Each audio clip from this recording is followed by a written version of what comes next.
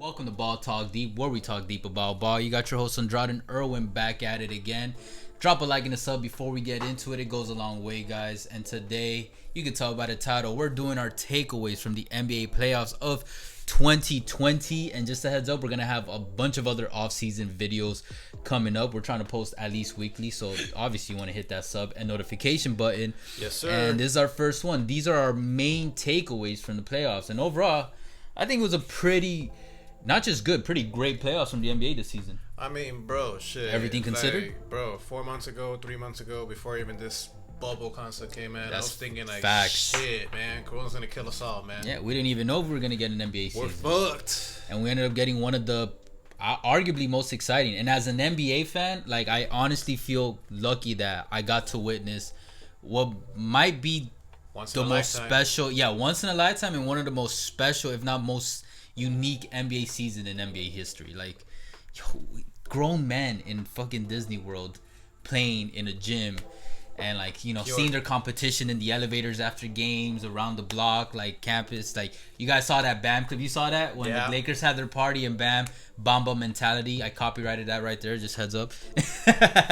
And yeah, I mean, it's different. It did hit different. It did hit different. But look, these are all right. These are our main takeaways. We'll list our points first, and then we'll obviously go into detail. These are my takeaways from the 2020 playoffs. Luka is the future. Murray is a bona fide star. Denver is a serious contender. LeBron to AD will be a smooth transition. Heat are going to be a consistent contender. Celtics may never win a championship or make the finals. Bucks are not going to get over that hump, and Giannis should leave. KD and Kyrie should have a fairly easy path to reach the finals.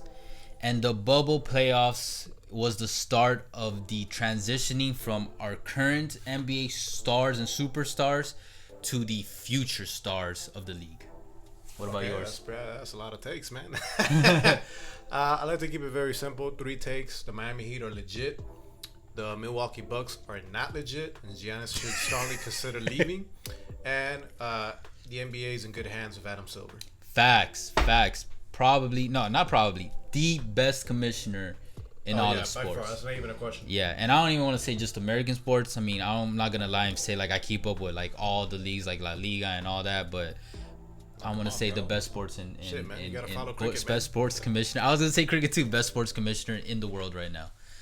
But all right, you ready to get into this? Yeah, man, come on. The community's waiting. So, all right, I'll start this off to get into my points. I said this even going into the playoffs. I don't know if you remember. We did a video of like what to expect from these playoffs or what to watch out for, and it turned out to be proven true that the bubble this year in the playoffs. I just started seeing it during the season a little, like little rumblings and little moments, and that the players were gonna cement it. That young players were gonna grab the torch.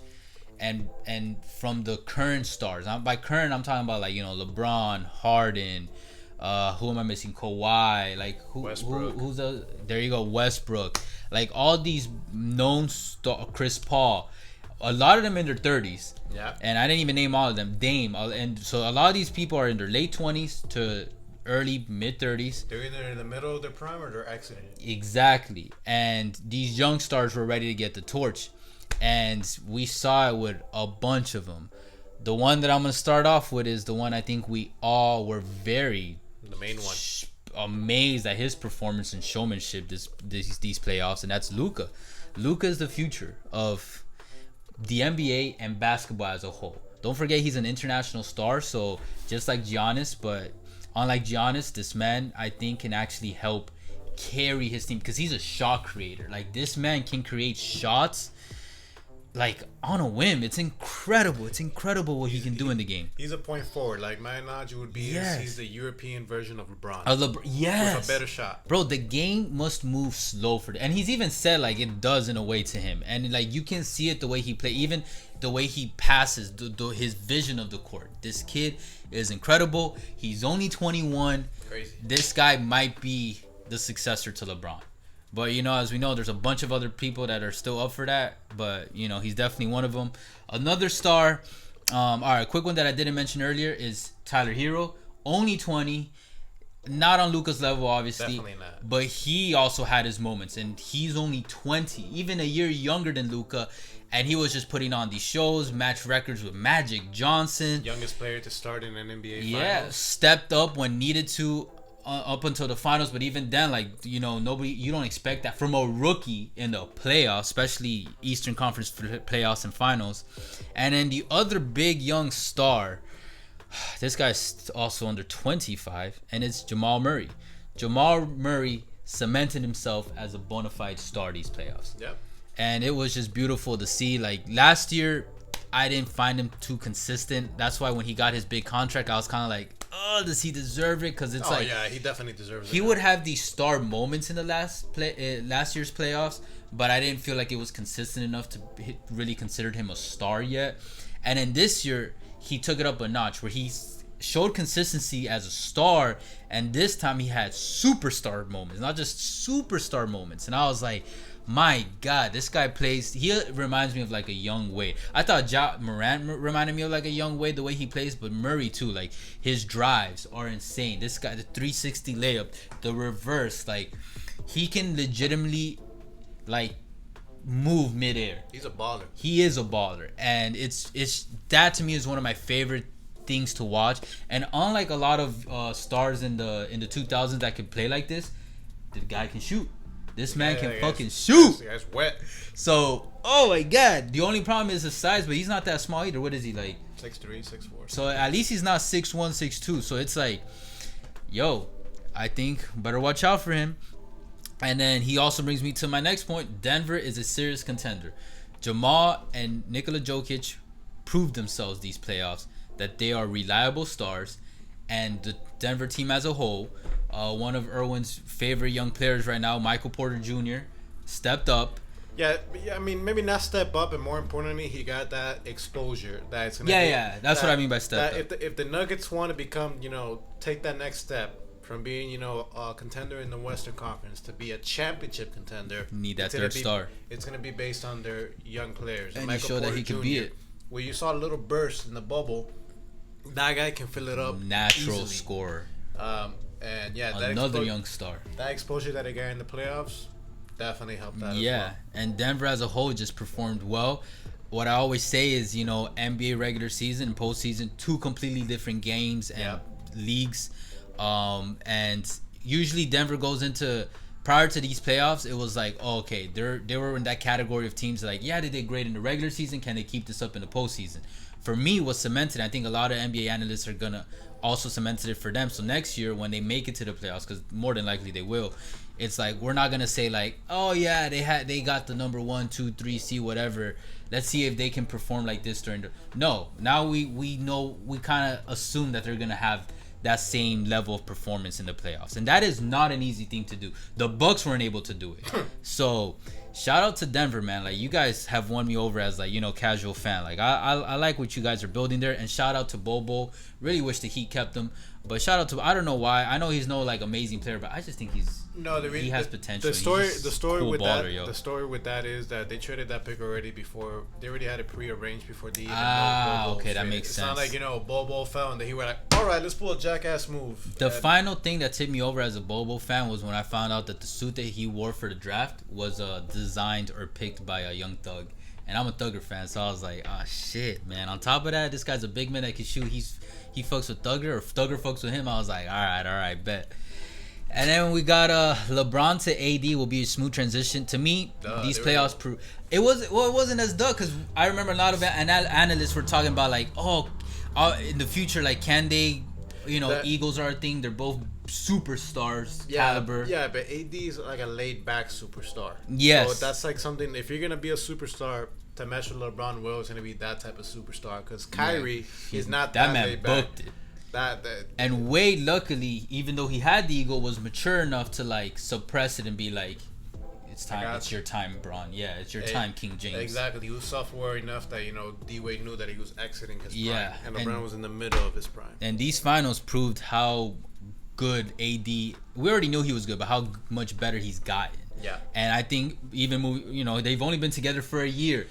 He's probably gonna stay in the Lakers, and let's see how much more he absorbs from LeBron.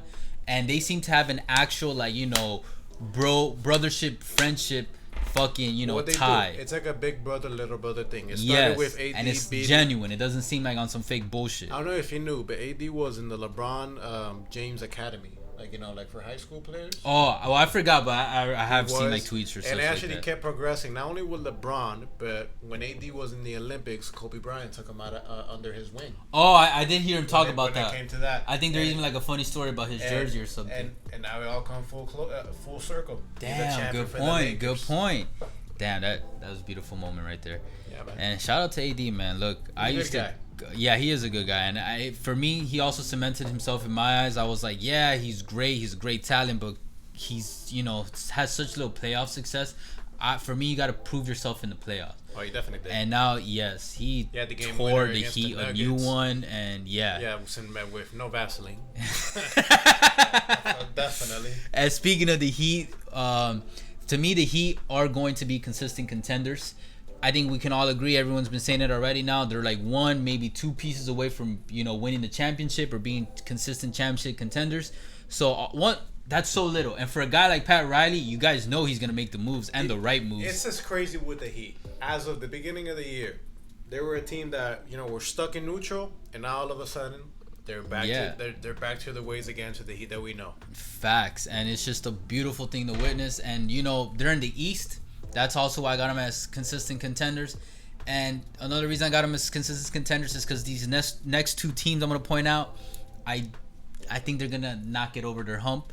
And that is the Celtics may never win a championship or make the finals. I know I'm going to get some or a lot of hate for that. But look, I don't be surprised if in a year or two, maybe 3, the Celtics don't stick with this squad and start rearranging some pieces, maybe keeping Tatum and then dispersing of the rest, or switching things out, or maybe completely blowing it up.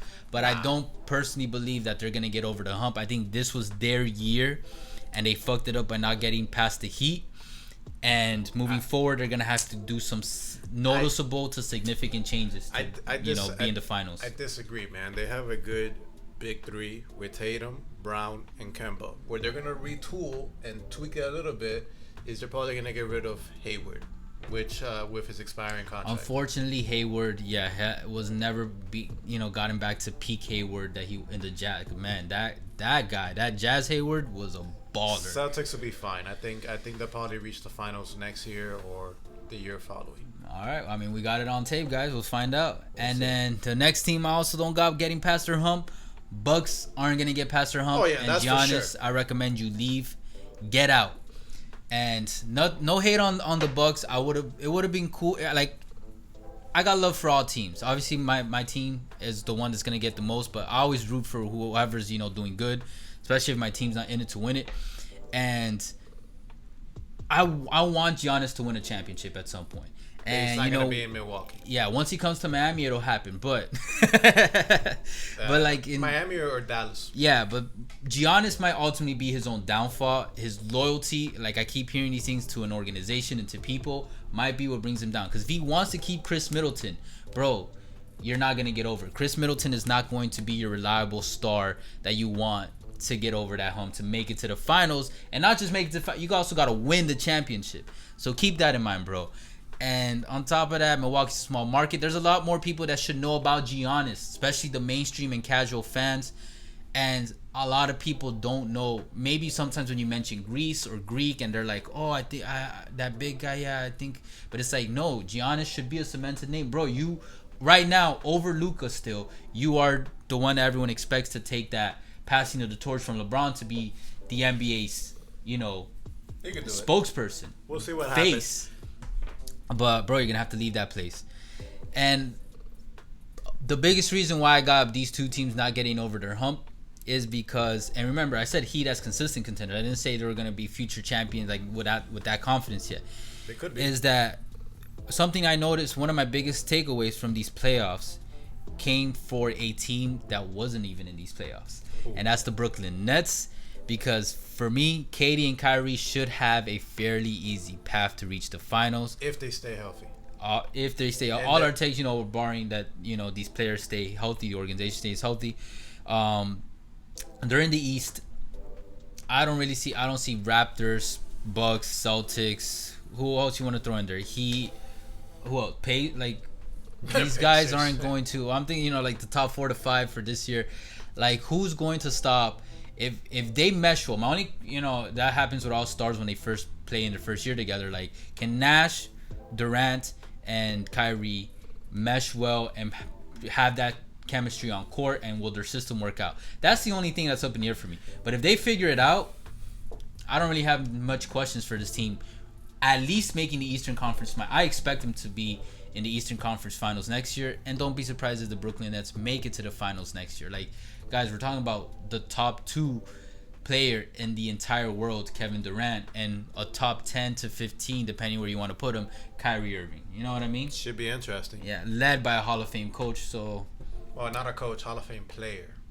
My bad. Hall of Fame player Steve who's Nash, a coach. Steve That's Nash what I mean. has not proven himself as a coach yet, which concerns me, because the same thing happened with the Nets. I agree. When they had a lot of hype with another Hall of Fame player, Jason Kidd. He ended up being an ass coach. No, I agree. But I'm down to do a video on this. But briefly, one of the things I got some hope in him is that, one, Nash knows how to play fast ball, and he's a shooter. So he's worked with KD a lot in the Warriors. He's worked with Kyrie before, I heard. And the biggest thing is, we had the same question with Steve Kerr when he took over the Warriors, and look how that worked out. Now, I'm not going to compare Kerr and Nash yet, but it does go to show that sometimes a player transitioning to a coach. And remember, Nash has built his resume over the league too. He didn't just jump from retiree to coach. He, was in the league doing other roles and stuff. So yeah. Well, hey, look, we'll see what's gonna happen. Andrade pretty much addressed the majority of my points, being that, look, if Giannis wants to be a champion, it's probably not gonna be in Milwaukee. The Miami Heat, they became, from a team that was in neutral to a contender, back to like the what the Heat are normally known for. And where I'm gonna go a little bit deeper on my take is Adam Silver. Preach. Right now, what you're seeing that man deserves his credit. In the major sports right now, Major League Baseball, the NHL, the NFL, especially in the NFL, college football, they don't know what the fuck they're doing. When it comes to the whole coronavirus thing, they're welcoming COVID with open arms. And imagine, mind you, look, nobody was expecting for this pandemic to happen. Yeah. But look, man, the NBA, they were the fastest. NBA were able to adapt to it. Were able to adapt, to what was going on. And what I really like about them compared to the other leagues, they're in sync.